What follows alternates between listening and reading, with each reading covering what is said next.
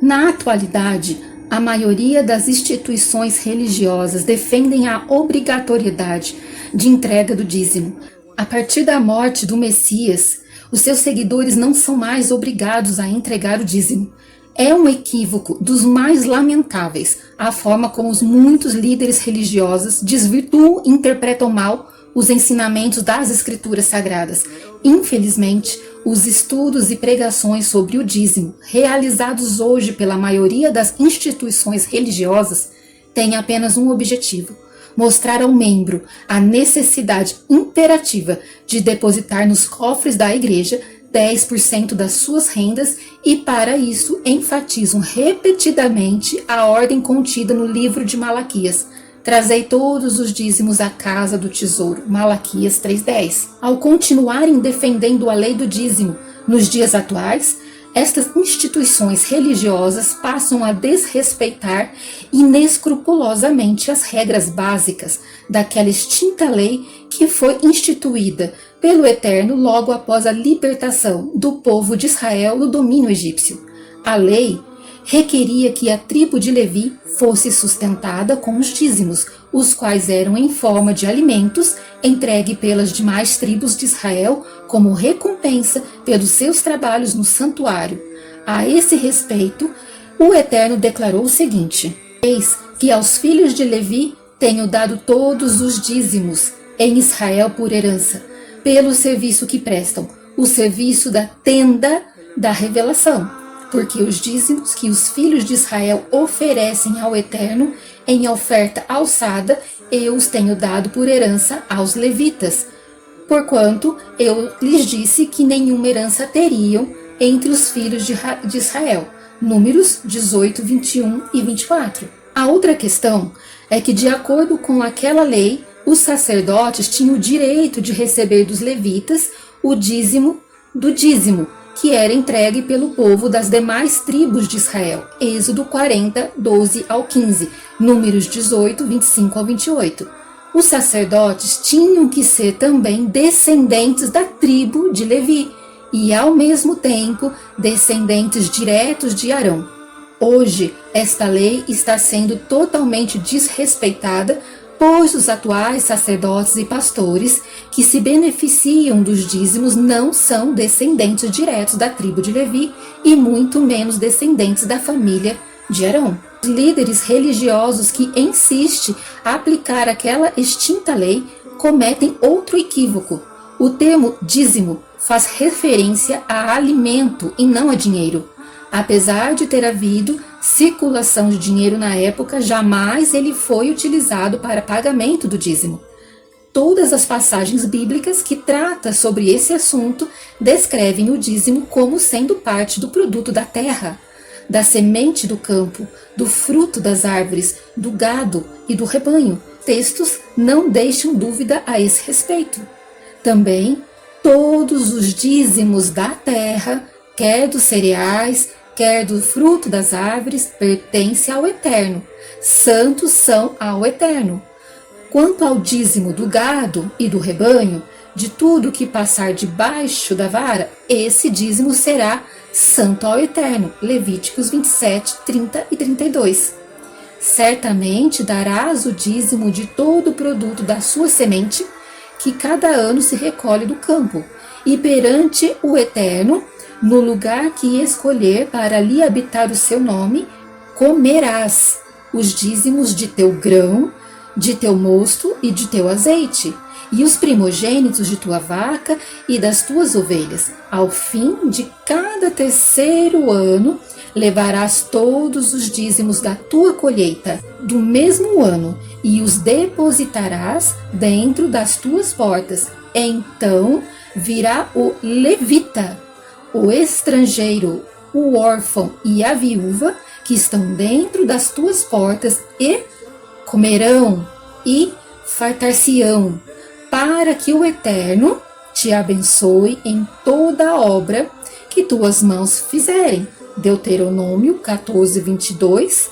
23, 28 e 29. O plano do Eterno era que os produtos agropecuários atendessem aos anseios espirituais da nação de Israel e servisse para uma melhor justiça social. O dízimo destes produtos era levado de ano em ano perante o Eterno, no lugar em que ele escolhera para ali fazer habitar o seu nome. Deuteronômio 14, 23. Esse lugar, evidentemente, era o santuário central e mais tarde o templo. Era permitido que o dízimo fosse comido pelo próprio dizimista, pelos membros de sua casa e pelos levitas. No entanto, a cada terceiro ano, o dízimo era deixado para os levitas, os estrangeiros, órfãos e viúvas. Deuteronômio 14, 28 e 29. Como explicar Gênesis 14, 20? E bendito seja o Altíssimo, que entregou os teus inimigos nas tuas mãos. E Abraão deu-lhe o dízimo de tudo. Gênesis 14, 20. O dízimo de Abraão não pode ser utilizado como modelo para os dias atuais pelas seguintes razões. 1. A palavra do Eterno não diz que o dízimo entregue por Abraão a Melquisedeque tenha sido obrigatório. 2. O dízimo de Abraão foi somente dos despojos da guerra. Hebreus 7, 4. 3. O dízimo de Abraão a Melquisedeque aconteceu apenas uma vez. Portanto, não era sistemático. 4. O dízimo de Abraão não proveio em seus ganhos financeiros e nem do seu patrimônio pessoal. Gênesis 28, do 20 ao 22. Fez também Jacó um voto, dizendo: se o Eterno for comigo e me guardar neste caminho que vou seguindo, e me der pão para comer e vestes para vestir, de modo que eu volte em paz à casa de meu pai, e se o Eterno for meu Deus, então esta pedra que tenho posto como coluna será a casa de Deus, e tudo quanto me deres, certamente te darei o dízimo. Gênesis 28, 20 e 22.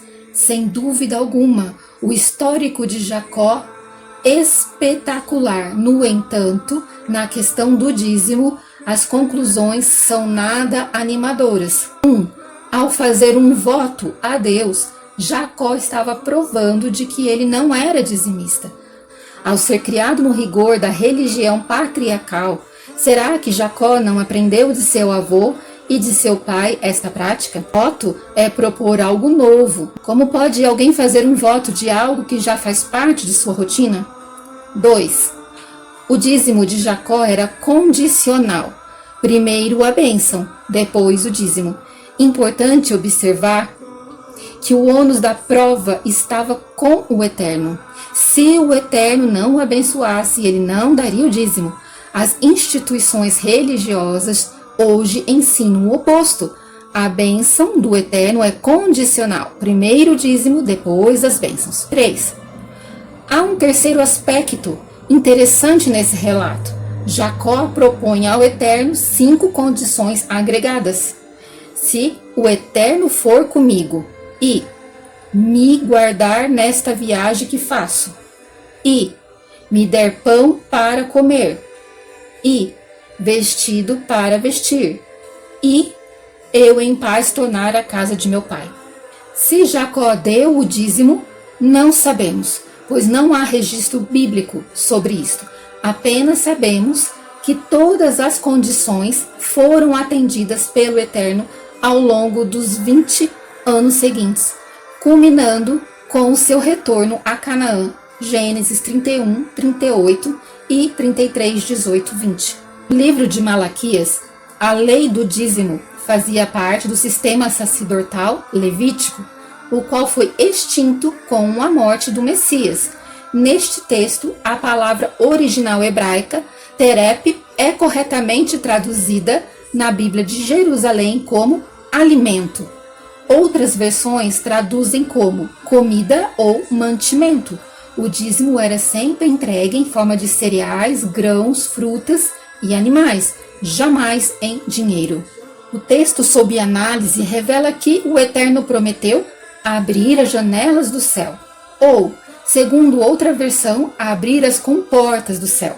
É interessante esclarecer que a expressão hebraica para comportas, janelas do céu, é exatamente a mesma encontrada em Gênesis 7, 11 e 12, quando as comportas do céu se abriram na época de Noé. Houve muita chuva. As bênçãos para os dizimistas fiéis, descrita no livro de Malaquias, não eram carros novos, nem dinheiro, mas sim chuvas na medida certa que molhavam a terra e faziam germinar as sementes, para que se produzissem uma grande colheita. Além disso, o Eterno prometeu proteger os frutos do campo do ataque dos temidos insetos devoradores. O Eterno estava prometendo que se os israelitas trouxessem o 10º dos cereais, do fruto das árvores e dos seus animais, ele não permitiria que viessem pragas de gafanhotos sobre as suas plantações. A nova aliança teve início com a morte do Messias, com a revogação do primeiro pacto que dependia da morte de animais. Estabeleceu-se o segundo pacto que dependia da morte unicamente do Messias. Hebreus 9, 15 e 17. As normas associadas aos sacrifícios de animais e as atividades gerais no santuário apontavam para o maior e perfeito sacrifício que se concretizaria no Calvário. Todas as palavras do Messias encontradas nos 4 evangelhos, proferidas antes da sua morte, foram ditas durante a vigência do sistema sacerdotal levítico, período em que a entrega do dízimo ainda era obrigatória, conforme determinava a lei. Há poucas referências sobre o dízimo durante o desempenho do ministério Messias, e em nenhuma delas é mencionada que o Messias deu o dízimo. Como o Messias não exercia atividade agropecuária, ele estava isento de dizimar, porque a lei assim o determinava. Ai de vós, escribas e fariseus, hipócritas, porque dais o dízimo da hortelã, do endro e do cominho, e tendes omitido o que há de mais importante na lei, a saber, a justiça, a misericórdia e a fé. Estas coisas, porém, devíeis fazer sem omitir aquelas. Mas ai de vós, fariseus, porque dais o dízimo da hortelã, da arruda, da hortaliça, e desprezais a justiça e o amor eterno. Ora, estas coisas importava fazer sem deixar aquelas. Jejuo 2 vezes na semana e dou o dízimo de tudo quanto ganho. Lucas 18, 12. Todas estas citações, o Messias colocou a questão do dízimo numa situação secundária. Ao proferir estas palavras, ele tinha como principal objetivo repreender os fariseus por serem orgulhosos e por terem omitido o que era mais importante da lei: a prática da justiça, da misericórdia e da fé. As denominações religiosas que defendem a validade do dízimo, com base no que está escrito em Mateus 23, 23 e Lucas 11, 42, certamente não aceitariam o dízimo da hortelã, do endro, do cominho, da arruda, de toda hortaliça, para manterem as suas gigantescas estruturas institucionais. Provado está através destes textos que os dízimos não eram entregues em dinheiro. Estar isento do dízimo não quer dizer estar isento da responsabilidade para com o cumprimento do propósito do Eterno, como, por exemplo, ajudar diretamente as necessidades dos nossos irmãos. A esse respeito, o apóstolo Paulo diz o seguinte: rogo-vos, irmãos, pela compaixão do Eterno, que apresenteis os vossos corpos como um sacrifício vivo, santo e agradável ao Eterno, que é o vosso culto racional. E não vos conformeis a este mundo, mas transformai-vos pela renovação da vossa mente, para que experimenteis qual é a boa, agradável e perfeita vontade do Eterno. Romanos 12, 1.